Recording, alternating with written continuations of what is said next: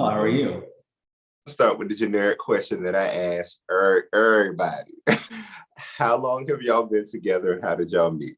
16 years come October, married for 7 years come September, and we met on Black Planet of all places. And not the way you think. Carlos was doing a casting call, and he clearly said you had to be 18 to participate. But I'm a kind of crafty kind of person. He never said you couldn't have your parent chaperone you, right? So that was my little loophole. I thought it was cute at the time, right? I was trying to model, and he had a clothing line that he was sort of developing. And so I decided, let me be sneaky. Let me have my mother with me, and he can't say no. So that was how he met. And for the record, when I was of age, of course, people often have this perception that because there's a 15-year age difference, somehow it was predatory and grooming, and that was not the case. I was the one who was pushy, and Lance and myself, this one. We like to joke around about the stereotypes, right? People assume that because there's a 15-year age difference, that somehow, I sit in my behind all day and, I'm milking a man of a particular age of all his assets. And it's not the case, but, people think what they think, and that's their business, not ours. So 2 questions is number one, how do you navigate a relationship with such an age difference? And then folks' opinions about the age difference. Well, age is nothing but a number to me. The thing is that as long as his mom was okay with the age difference, and that's the only permission I needed, other than his and his mother, nobody else's opinion mattered. So at the end of the day, when we started to pursue each other, first we had to ask his mom, and then she said it was okay as long as he's happy. And by the way, we should, because I know how that might sound to some people. I was 20 years old at that point. And I recognize what people might think. But so before we even move any further. We can't care about what people's thinking, because even if you give them the answer, they're going to try to twist it another way. So right. I'm just living my truth, and those who are in my village and my circle knows the truth. So a second question was how we navigate it. We don't, right? I think from the outside perspective, when you see us, people have a visceral reaction to someone who appears older because of the gray hair. I think when you dye your hair, you look maybe like 20 years younger, but that's beside the point. I like the gray. People like to create the narratives for us. For us, we're in a relationship, period, right? We're married, period. The age difference is... Even before that, I think the thing is, we were both mature, right, to communicate. And it's a process of growing and changing and tweaking, but we learned to communicate from day one, even when it's frustrating to me, sometimes communicating to him, and the vice versa. So, at the end of the day, you figure out a way of communicating that is not offensive to each other, and you'll grow. How was it introducing families to each other, meeting families? What is the intro? I don't know what the word is, but bringing the 2 families together, what is that dynamic like? Well, because of my mom, she had an issue with same sex. I would say she had an issue because it was now in her home. Not that she had an issue with anyone living their life, because we had coworkers who were same-sex couples, and she was fine with them. But until she found out that I was one of them, it struck a nerve, especially coming from Jamaica and our culture, and it's governed by religion and all that other stuff. So we had to take our time and pray about that, as well as work on it individually with her. It took a long time. Until one Christmas, she invited him in for brunch. He thought she was trying to poison him. It took us, we were more than 7 years. 8 years into our relationship before I was allowed in her driveway, right? Wow. And so think about what a lot of people have to go through. And I never had the coming out that he came out, right? Or that he had. I came out when I was 10, right? I told my mom, and we both are from Jamaican households, right? Which you also know in our culture, that's not a thing that we were supposed to do, quote unquote. But I came out to my mom when I was 10. And my reality coming out was very different. I grew up with acceptance in my family. Even if they were fully comfortable because they didn't understand. They were scared of my mom. My mom is a matriarch to some degree. And so they were kind of scared of her response. But I have an uncle who's also gay, who I didn't know was gay until my mom told me when I was 10.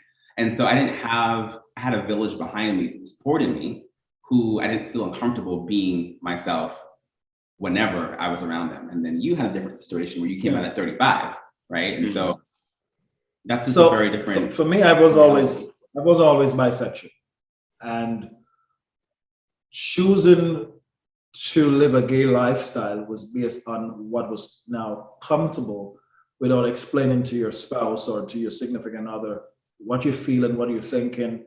Am I still attracted to you? That I think dating a woman sometimes will be, especially that age group, would have been more complicated. And I've tried it at least twice or 3 times, but it was too much to try to explain my feelings to someone who couldn't understand it, even if they tried.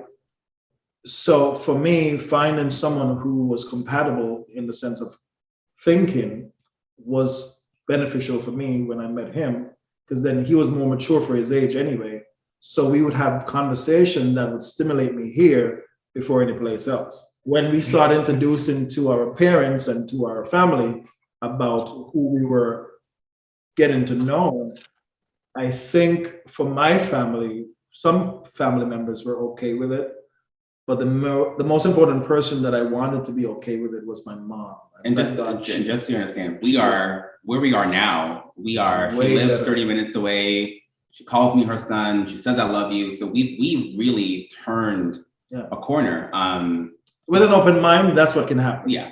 And that's the best case scenario. Yeah. She wasn't at our wedding. So this is we've married now for almost 7 years. So she wasn't at our wedding. And it wasn't until the birth of our son, I think, was when she really put her mind and heart, more importantly, around us as a family. But that she was also surrounded by older family members or older community individuals that will challenge her thinking, to say, why are you thinking this way, versus loving your children or any one of us unconditionally based on just natural love and caring. So she started to practice that.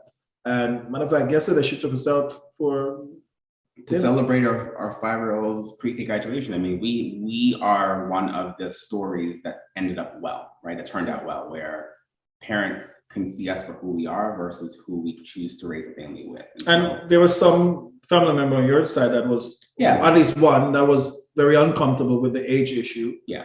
But it was never I can't say never, but we had even some of the men in my family who love you unconditionally, who, chose not to attend our wedding. It wasn't from a perspective of, I don't like you, this is wrong. It just, they were still dealing with themselves around wrapping their mind around what it meant for 2 Black Jamaican men to be together. Gave us our blessing, but they were not there in attendance. And that was fine with us, because they haven't treated us any differently. No. They come into our home, they embrace our family, they love our son, they love us. So, we've been able to make it work for ourselves. And I recognize in a lot of ways we are privileged, because that's not the story that so many of us have. Yeah. So we're grateful. Y'all are parents. And so what has that journey been? Very interesting. And so what I thought was going to be the issue, it's still the issue, right? Where people don't believe that it is okay for 2 men in particular to be raising a boy. That's a whole nother, right? That's a whole facet of our community, both gay men and the straight community, who believe that to be true. What we experience from both the gay community and the straight community, especially the straight women, is this idea that we somehow made it an intentional choice, decision, conscious choice to adopt a kid that does not present as Black. And that was not the case at all. If you know our story, if you asked us the question, we're very open about our adoption story. We adopted our son in 3 months. That is unheard of. That's not how it typically works. We did not have any preference for gender, any preference for race. All we wanted was a healthy child that needed a home, period. right? We've normalized interracial couples adopting Black children. We'll normalize somehow white couples adopting Black children. And we joked initially to say, we don't really see a lot of Black people raising white presenting kids. Nothing wrong with it. That's not, we don't care. Like, a kid is a kid, a human being is a human being. Someone in need is someone in need. And so when we got the call, the day that we finished our paperwork, we dropped it off, we left thinking that this would take months or years on end because, for Black gay men, it does take years to adopt. We dropped the paperwork off at 1 p.m. I dropped him to work that day. I needed a mental break. So I went out to happy hour with one of my assistants at work, and I got a call at 4 o'clock to say, hey, we have a child that needs a home. We think you'd be the perfect fit. The first question we asked wasn't, hey, is he Black? That's not the first question we asked. We asked, is he healthy? And thank you for thinking of our family. What made it even more, what we feel is like fate, is that his mother specifically, by the way, his mother is Black, mother is my complexion. I'm not supposed to know that, but I know that. And his father is Puerto Rican. So our son is not white, although people see the loose curls, fair skin, whatever. When we got the call, we didn't even see his face until the night before we met him. So you're talking about 2 weeks that we know we're going to be parents. We're getting his room ready. We're getting all the things ready without ever having seen his face. All we know is that mom is Black, dad is Puerto Rican. We don't know anything else. We know his birth story, so to speak, how much he weighed, when he was born, where the family was currently living, the situation that they're in, and the reasons why his mother wanted her son to be adopted. She wanted 2 men of color specifically to raise her son. So we are carrying the fish, number one. Number two, we saw a picture of him the night before we met him, and we're like, oh, okay. I mean, this is not what we were expecting. This is not the image in our head that we come up with. When you see most mixed race children or ethnic children, quote unquote, that is, Black and Puerto Rican, you tend to think of someone who is just a bit lighter than me, just about, right? Our son did not look like that. And then can I tell you, that was not even a thought that lasted more than a minute. All we cared about was there was a child. His name was Timothy. He was born the day before our wedding anniversary. And to us, it was fate. So that's all the question, that's all we needed to know. What issue did the gays have with it? Because he looks white. Because he looks white presenting. They were like, what's wrong with all the Black kids who need a home? And we're like, whoa, wait a minute. It's hard because the last community that we expected to have a problem with the makeup of our family was our own. Those who are complaining about us adopting, I don't see you doing anything to fix the problem of so many children in the system. So why complain if someone open their homes and their hearts to love someone, whether it's biological or not? It is a choice we choose to make, and we encourage anyone who has a space and the love to give, do so. Rather than criticize, I think asking questions is a far better stance to take, because what people find out in the end is that their assumptions are not our reality. Does Timothy know the difference, or have y'all had to explain the differences of what different families look like? Yes and no. I think where it becomes most apparent is school, right? Mm-hmm. When we first moved down to Florida, there was another 2-dad family in his classroom. So that wasn't abnormal. In New York, there was a 2-mom family, I believe, in his daycare. So again, not abnormal. And so I think we are past, we will equip him with the tools and the language understanding he needs to understand that there are different types of family makeups. And everyone looks the same. Some families have 1 mom, 2 moms, 1 dad, a dad and a mom, 2 dads, 1 dad, a grandparent. Like, that's what raising consciously aware children looks like, right? Mm-hmm.